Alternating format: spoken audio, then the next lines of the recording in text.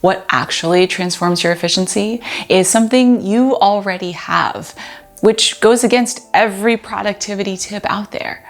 But it's how I built a six-figure business before I left my job. By doing this first tip, you avoid losing the most valuable thing you need to grow your business. But it's the opposite of this very popular teaching. It all started with a college student studying for a final exam, or at least trying to, because he just couldn't focus. Finally, in desperation, he grabs the tomato-shaped egg timer from the kitchen and sets it for 2 minutes. He says, "I'll study until the timer goes off, then I'll stop." To his surprise, that time limit helped him focus.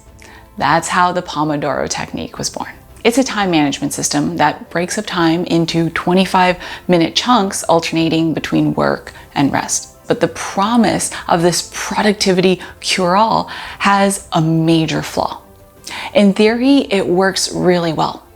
But in real life, well, say you're writing a script for a YouTube video, but you need to research something before you can actually start writing. By the time you get into your focus zone, the 25 minutes are up.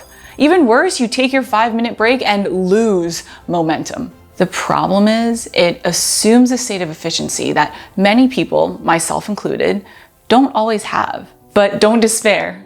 There's a different way to manage your time that'll transform how you work. It's something I discovered when I was struggling to write my daily email newsletter. At first, I would sit down and force myself to write at a certain time. But it would take me so long to write even one sentence. So I decided to wait, seriously, until I felt like writing. You might think, well, then I would never get anything done because I never feel like writing. But that's looking at it through a motivational angle, which can be really unreliable.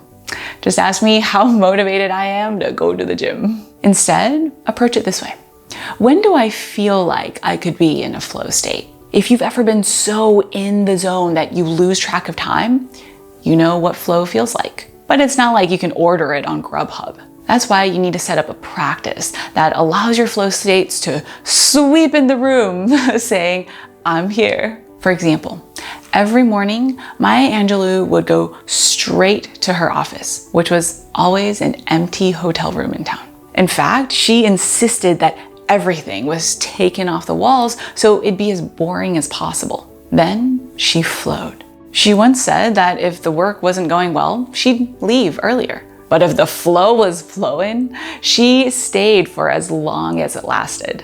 Just one quick Google search can tell you how it worked for her. What's cool is that you can also have this flow state if you notice the patterns that help you create it. For example, my morning goes like this. After I take Falco for his walk, I sit down at the clean kitchen counter with my laptop.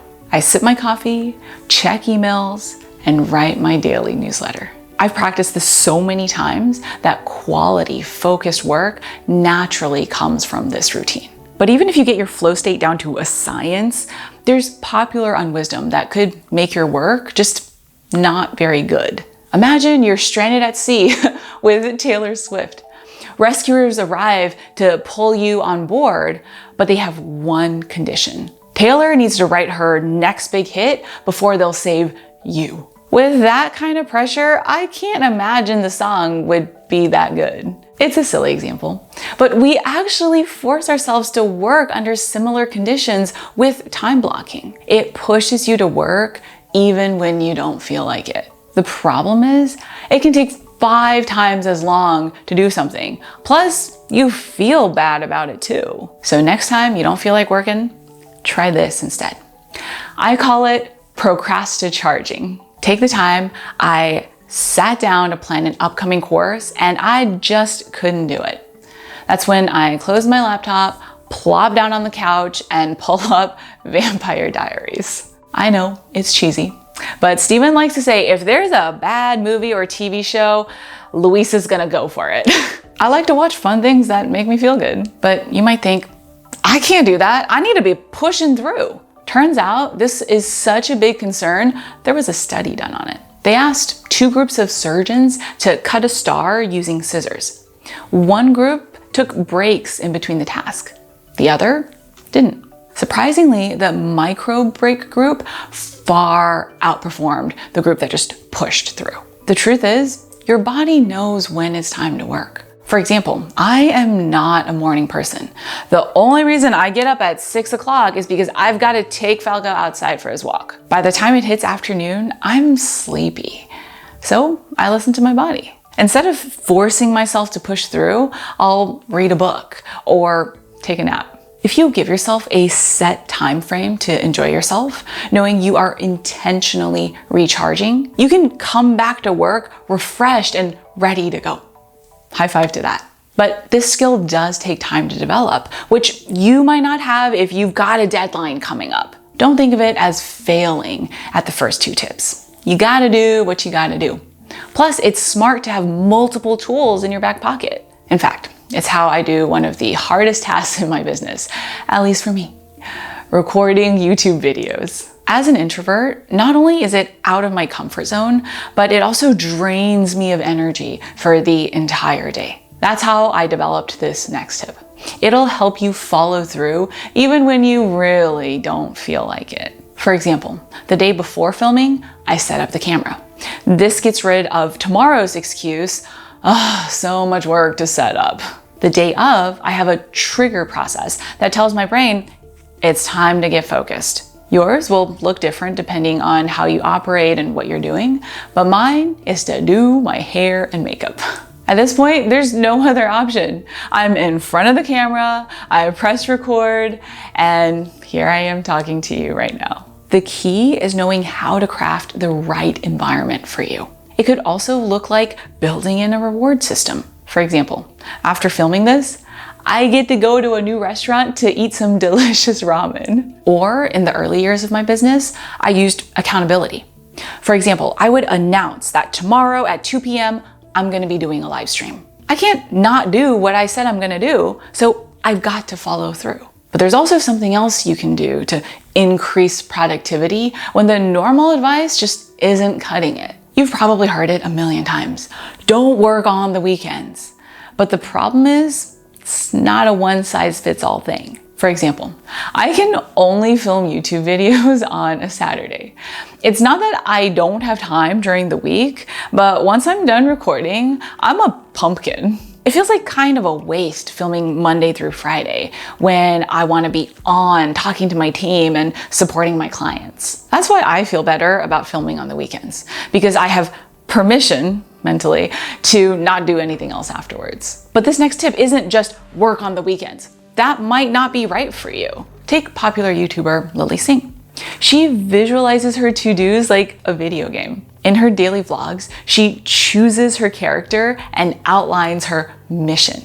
It's not that different from using a daily planner, but it fuels her creativity and helps her get stuff done. No matter what method you try, figure out what works for you to gamify it. But maybe you still just can't seem to get things done. You are not bad at building a business. The truth is, it's not just hard logistically, but mentally. Instead of giving up or getting frustrated, there's something else you can do to give your workday new life. But be warned, it goes against everything we're taught. Multitasking. Now, in general, I agree. This doesn't let your body do its best work.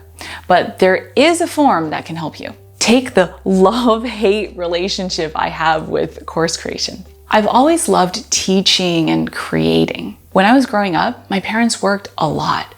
Often it fell on me to teach my little sister. I remember how awesome it felt to help her read her first words. To me, creating a course feels the same way. But there's also a bitter side to it. I hate what comes after. Have I gotten every single detail? Is this the best it can be? Have I missed a single thing? That's where this next tip comes into play. I trick my brain into thinking I'm doing something fun. You can do this by relocating to a place where you normally have a good time. A picnic in the park, a local restaurant, a coffee shop. For me, I like to put on a comfort show in the background.